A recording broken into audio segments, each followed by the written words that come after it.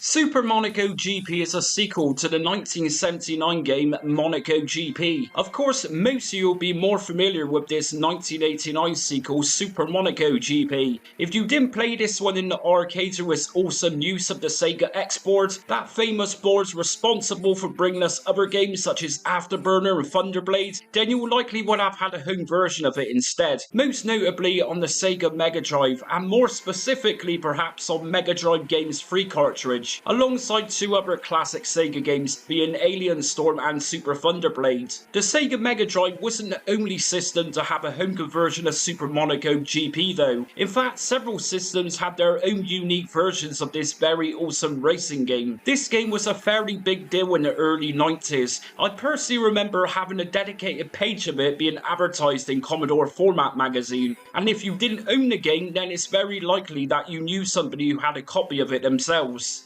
US Gold released the home computer versions of the time, and Sega released the console versions. This game is known to be one of the greatest racing games of the 16-bit generation. There aren't many arcade games that had a lawsuit in the background though, but Super Monaco GP most certainly did, and this was a fairly funny thing at the time. Of course, this game is based around Formula 1 racing, and much like any other sporting event, brand advertising was heavy within the world of Formula 1, specifically at this time tobacco products, and so the conceptualists of this game parodied the idea of sponsorships within the game itself, which led Philip Morris USA, an American tobacco company, to file a lawsuit. The real reason behind this though was that originally Sega had the branded logos and names of these products within the game, and Philip Morris USA didn't approve of any of this. So as for the game itself, well, this is a very typical racing game of its time. The whole push on pseudo 3D effects, and this would accomplish this with Sega's third super scaling board,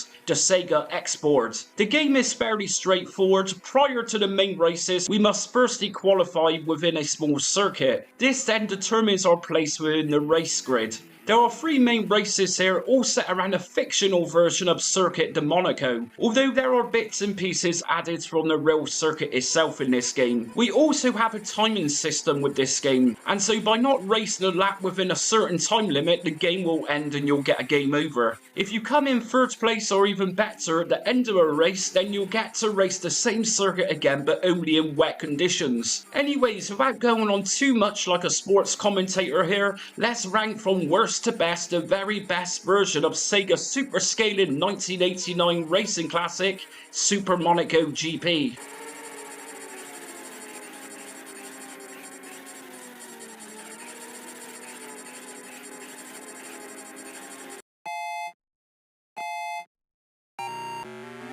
I am not a ZX Spectrum hater by any means. I follow the scene closely and have my own collection of ZX Spectrums, but I cannot honestly praise this Spectrum release by any means at all. In fact, this was really a bad game, and most definitely an awkward game to play too. US Gold released this one on cassette and disc in 1991, and was later re-released for the Budget Kicks label.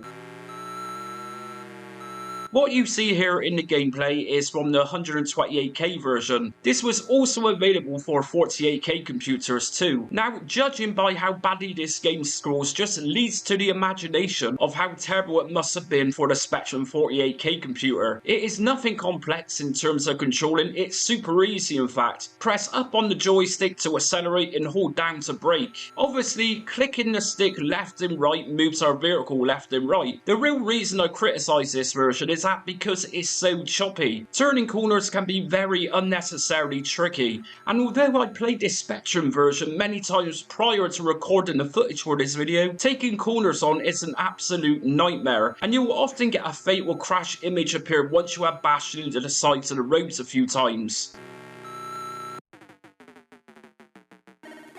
I mean, the arcade game and its qualifying lap is a breeze compared with this version. In terms of its use of colours, I mean, this is a Spectrum game and it's of course of its era. And so if you knew the Spectrum look, you either love it or hate it. It really is that simple. As for the sound effects, this is pretty much basic as it gets. But I must say at times particular sounds in this game sounds a little bit more like the motion tracker from the Alien films. I mean, really, if you can get past the fact that this plays so choppy and are prepared prepared to brake around very choppy corners, then this version of Super Monaco GP is just for you.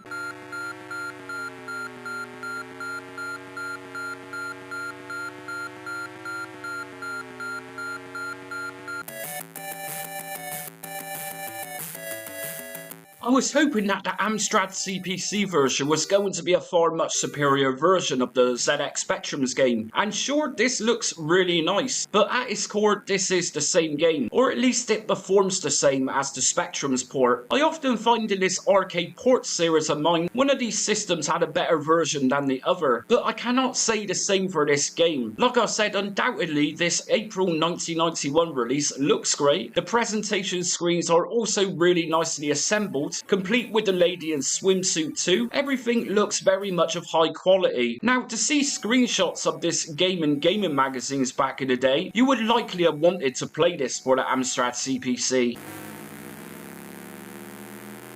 If YouTube was a thing in 1991 and potential customers of the Amstrad release seen its performance prior to buying it on tape or disc, this would have likely been a case of lower sales for this version. It's honestly not really much fun to play at all. We have the same poor frame rates here, as well as the corners just being a flat out nightmare to control. I would say though that the music and sound effects are a slight upgrade from the Spectrum's game, and that's likely why I placed this CPC release in a higher position.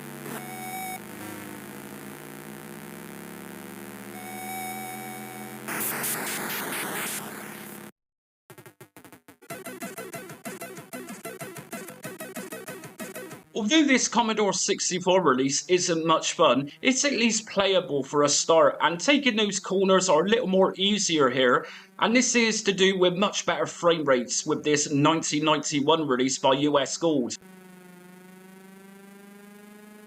Now, by no means am I saying this is a decent racing game, because it really isn't. Truth be told, the racing parts of the game bear very little resemblance to the arcade game. This just comes across as another generic Formula 1 racing game on the Commodore 64. One of the highlights of this port is that the music is superior, and that's partly because the Commodore 64 generally has better sounds thanks to the mighty SID chip, and in this case we have the legendary Jerome Tao who produced the music for this version.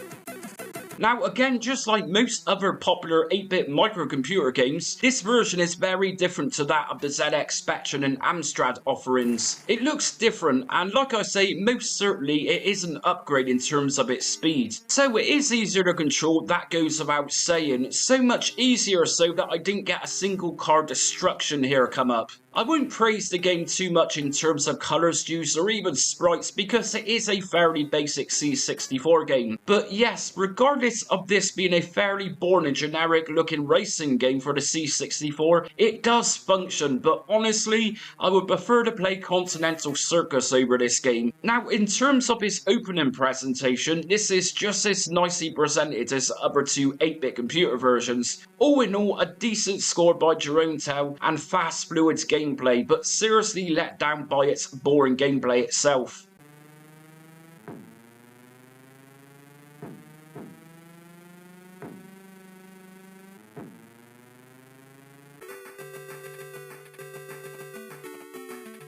Super Monaco GP for the Sega Game Gear was actually one of this portable system's launch titles, and what you get here is pretty much a miniaturized version of the next version in this video, in that this is very different to the arcade game and only pretty much bears the title of the game name itself. Game-wise, this is just different in so many ways. This is a super fast version of the game, something like Super Monaco GP takes steroids. It's so fast at times it's fairly annoying successfully getting around corners without bashing into sides. I guess this game would have been so much fun at the time if you knew somebody else with a Game Gear, as this utilised the gear-to-gear cable which linked two portable systems together. Very high-tech stuff for the early 90s. Anyways, this release, as I said, was actually a launch title of the Game Gear back in 1991.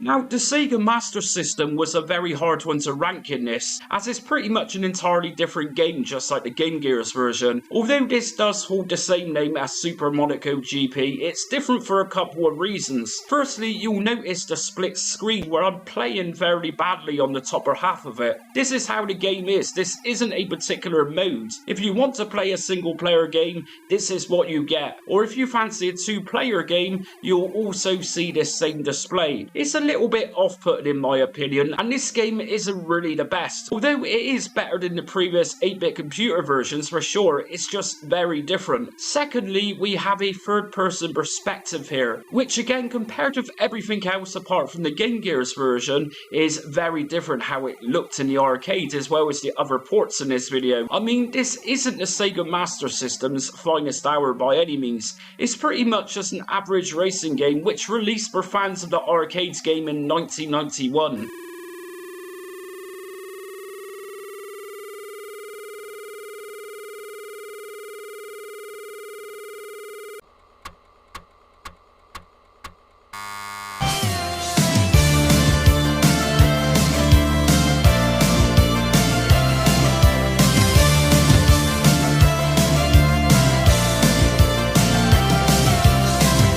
The idea of emulating games from yesteryear on your modern day computer or portable device. Maybe you hate the thought of loading times of your favourite games and prefer to watch commentary videos or anything else retro related. Just Jamie Retro Realm is the ultimate channel for anybody who loves games from the golden age of arcade to home microcomputers as well as the console generations. From the 1970s to the 2000s, then this channel will have something that you'll love, including themed video series, as well as beginner's guides from standalone emulators to more complex front-end emulation system guides. This channel even supports and showcases modern-day games for retro platforms, or more commonly known as homebrew games, as well as offering reviews for physical hardware. Just Jamie will absolutely have something for any preference, and the video uploads are also very frequent too. So if you want a retro gaming channel which appreciates everything from the Sinclair ZX80 to the modern day era arcade games and love the idea of discovering new games from yesteryear,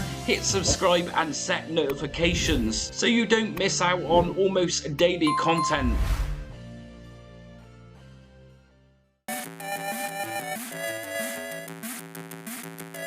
I mean, the Atari ST version isn't bad, or most certainly isn't as bad as the free 8-bit computer ports. The 16-bit computer editions gave us the ability to either use a joystick or mouse to control vehicles in this game, although I did opt to play with a joystick here, and it really didn't control that bad at all. The Commodore 64 did have a better speed admittedly, that's easy to see with the comparison here. However, this ST version has got a little more substance to it. This kind of resembles Super Monaco GP a little better here. Sure, this isn't looking much like the arcades game, and I certainly didn't come across any tunnels to go through with this version either, but we will just say that it plays like an average racer of its time. Nothing groundbreaking by any means.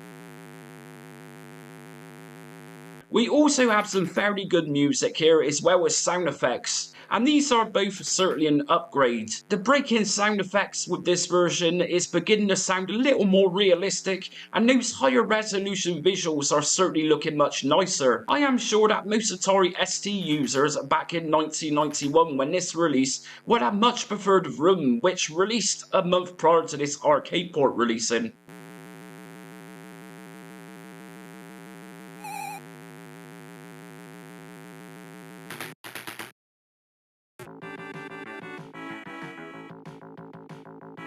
I think it's safe to say that this is the best US gold computer version you're likely going to get, and in its defense, this Commodore Amiga conversion isn't actually that bad. Either that, or at this point I was delighted to play a version of Super Monaco GP that performed well and also played reasonably well, and it also includes attempts on giving it a Super Scaler look. This is indeed light years ahead of the Atari ST version. For whatever reason it was, the Atari ST version was fairly cut down in comparison to this. I wasn't expecting this to be much better, but I was actually pleasantly surprised with this Amiga game, and by looking at people's quick reviews over on Lemon Amiga, Amiga, this isn't just my own view with this game. Plenty of people were very happy playing this game back in the day and praising it right next to other all-time greats such as Room. I mean, when I realise I'm actually enjoying a home conversion of this game at this point, it really does say something. From the buildings and scenery on the sides of the tracks, going up and down hills, all look really nicely done. The music and presentation is also very premium looking here. One strange feature though is that although this is by far superior to the ST's offering, this version is missing an option, and that option is the adjustment to scan rate. This game is a super colourful game to play and it's fairly decent to control too. Again, we can actually choose to play this with a mouse or joystick. I mean, this game is so impressive, it even features tunnels just like the arcade game, and I even made it to the mysterious wet weather tracks too. Yes, this is a version of this Sega classic that I'll likely be coming back to at some point.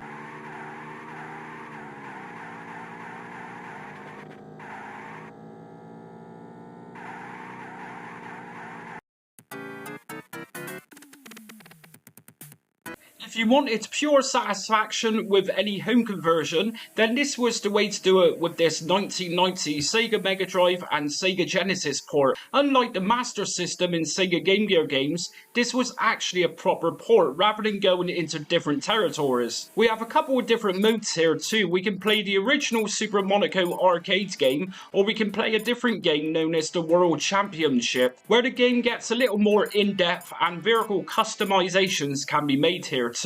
So the game is a cut down version, that goes without saying, but I was actually surprised that Sega didn't attempt to add trackside buildings with this console version to imitate that Super Scaler look. We have voice sampling added as well with this version, as well as a flagman standing in the road waving his flag as we speed past him. The music is most certainly up there, as well as those very cool 16-bit Sega sound effects, but there is actually another version which I think tops this one.